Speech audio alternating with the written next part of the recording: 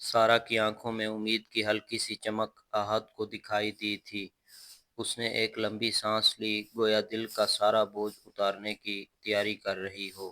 Gallery کی خاموشی اس وقت مزید گہری لگ رہی تھی جب احد اور سارہ ایک پینٹنگ کے سامنے کھڑے تھے، وہ پینٹنگ جس میں گارڈن ہاؤس کی اجڑی ہوئی تصویر تھی۔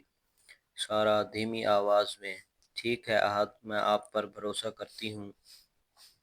شاید آپ کی بات صحیح ہے، شاید ہم دونوں کا تعلق واقعی ایک ہی جگہ سے ہے۔ اس نے اپنی نظریں پینٹنگ پر جمائی ہوئی تھیں۔ یہ گھر، یہ میرا بچپن تھا۔ احد نے اسے حوصلہ دیا، اس کی آنکھوں میں ہمدردی تھی۔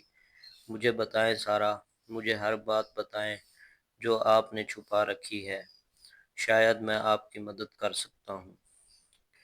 سارہ نے ایک لمحے کے لیے اپنی آنکھیں بند کیں، پھر کھولیں۔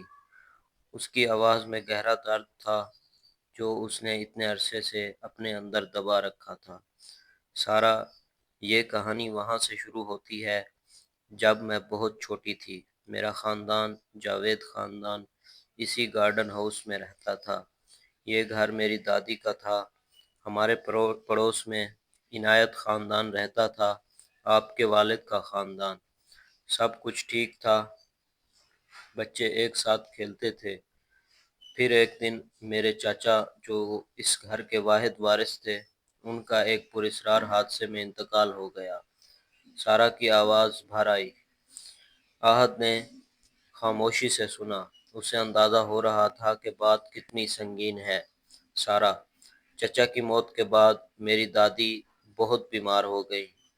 ان کی وفات سے پہلے انہوں نے ایک وصیت لکھی جس میں یہ گھر میرے نام کر دیا، لیکن میرے خاندان کے کچھ لوگ، خاص طور پر میرے والد کے بھائی، اس وصیت کو نہیں مانتے تھے۔ وہ کہتے ہیں کہ دادی نے ہوش و حواس میں وصیت نہیں لکھی تھی۔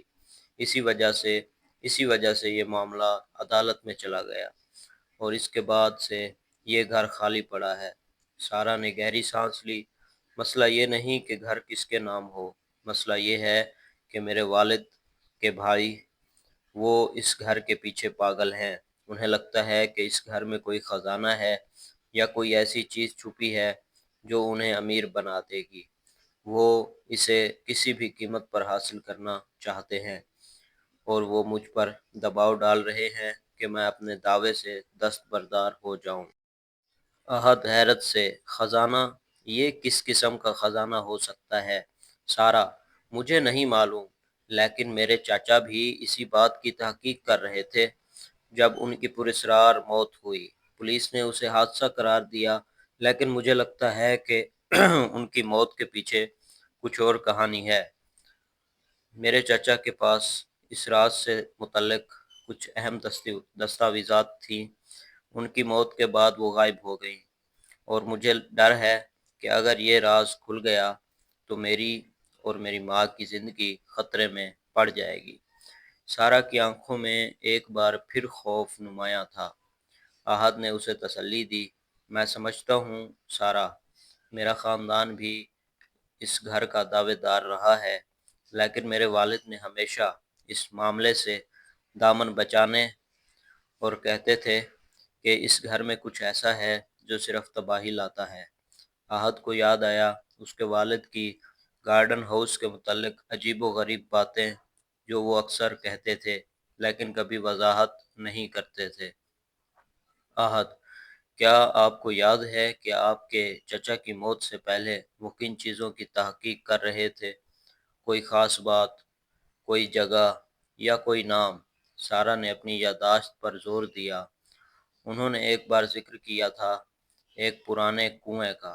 وہ کہتے تھے کہ کنواں گواہ ہے، اور وہ بہت ساری پرانی کتابیں اور نقشے جمع کر رہے تھے، خاص طور پر ایک کتاب جو میرے دادا کی تھی جس میں کچھ عجیب و غریب نشانات اور پہیلیاں تھیں۔ احد چونک کر: کنواں، پرانے نقشے اور ایک کتاب۔ احد کو یاد آیا کہ اس کے والد کے پرانے سامان میں بھی ایک اس قسم کی قدیم کتاب تھی۔ ہو سکتا ہے یہ وہی کتاب ہو۔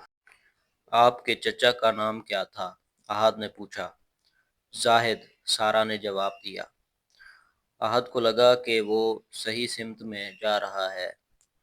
وہ اب صرف سارہ کی مدد نہیں کر رہا تھا بلکہ اپنے خاندان کے ماضی کو بھی جاننے کی کوشش کر رہا تھا۔ یہ ایک مشترکہ جدوجہد تھی، ایک ایسا تعلق جو انہیں ایک اجنبی رشتے میں باندھ رہا تھا۔ اسی رات احد اپنے گھر پہنچا اور اپنی اسٹڈی میں جا کر اپنے والد کے پرانے سامان کی تلاشی شروع کی۔ کافی کھوج کے بعد اسے ایک پرانی صندوق میں ایک پوسیدہ لکڑی کا ڈبہ ملا۔ جب اس نے اسے کھولا تو اس میں سے ایک پرانی موٹی کتاب نکلی جس کا سر ورق مٹا ہوا تھا۔ کتاب کے اندر صفحے پیلے پڑ چکے تھے اور ان پر عجیب و غریب نشانات، نقشے اور پہیلیاں لکھی تھیں۔ یہ وہی کتاب تھی جس کا ذکر سارہ نے کیا تھا۔ احد کے دادا بھی پرانی چیزوں کے بہت شوقین تھے اور انہیں ایسی پہیلیوں کا شوق تھا۔ کتاب کے ساتھ ہی ایک پرانا زنگ آلود چابی بھی پڑی تھی۔ یہ چابی کسی بہت پرانے تالے کی لگ رہی تھی۔ احد نے محسوس کیا کہ یہ چابی، یہ کتاب اور گارڈن ہاؤس کا کنواں، یہ سب ایک ہی راز کے مختلف حصے تھے۔ اگلے دن احد نے سارہ کو فون کیا اور اسے اپنے پاس ملنے والی کتاب اور چابی کے بارے میں بتایا۔ سارہ کا دل دھک دھک کرنے لگا۔ اسے یقین ہو گیا کہ احد اس کی مشکل میں واقعی مدد کر سکتا ہے۔ انہوں نے گیلری میں ملنے کا فیصلہ کیا تاکہ وہاں بیٹھ کر تفصیل سے بات کر سکیں۔ سارہ جب احد سے ملی تو اس کے چہرے پر ایک عجیب سی تشویش تھی، لیکن ایک امید کی کرن بھی چمک رہی تھی۔ احد نے اسے کتاب اور چابی دکھائی۔ سارہ کی آنکھوں میں حیرت تھی۔ سارہ حیرت سے، یہ تو میرے دادا کی کتاب لگتی ہے۔ میں نے اسے بہت ڈھونڈا تھا لیکن یہ کبھی نہیں ملی۔ احد، اس کے اندر بہت ساری پہیلیاں اور نقشے ہیں جو مجھے کسی خزانے کی طرف اشارہ کر رہے ہیں، اور ایک کنویں کا ذکر ہے۔ سارہ، کنواں گارڈن ہاؤس میں ہی ہے، بہت پرانا ہے، میرے چچا بھی اکثر اس کے پاس جاتے رہتے تھے۔ احد، مجھے لگتا ہے کہ اس گھر میں واقعی کوئی راز ہے۔ سارہ اور میرا خاندان، آپ کا خاندان، ہم سب اس میں کسی نہ کسی طرح پھنسے ہوئے ہیں۔ ہمیں یہ راز کھولنا ہوگا۔ سارہ نے احد کی آنکھوں میں دیکھا۔ اس نے محسوس کیا کہ وہ اکیلی نہیں ہے۔ یہ اجنبی، جو اب اجنبی نہیں لگ رہا تھا، اسے اس مشکل سے نکالنے کا راستہ دکھا رہا تھا۔ ایک عجیب سا سکون اسے گھیرنے لگا۔ ان دونوں کو اب مل کر کام کرنا تھا تاکہ اس پیچیدہ راز کو حل کر سکیں۔ اس کے دل میں ایک نرم گوشہ احد کے لیے ابھرنے لگا، جو اس کی ہمت اور سچائی سے متاثر ہو رہی تھی۔ قسط کا اختتام۔ احد اور سارہ ایک دوسرے کی طرف دیکھتے ہیں۔ دونوں کی آنکھوں میں ایک مشترکہ مقصد اور ایک نئی امید کی چمک ہوتی ہے۔ ان کے درمیان اجنبی رشتہ اب دو ایسے ساتھیوں میں بدل رہا تھا جو ایک دوسرے پر بھروسہ کرتے تھے اور ایک ہی منزل کی طرف بڑھ رہے تھے۔ پس منظر میں امید بھری اور ہلکی رومانوی دھن بجتی ہے جو ان کے نئے بندھن کو نمایاں کرتی ہے۔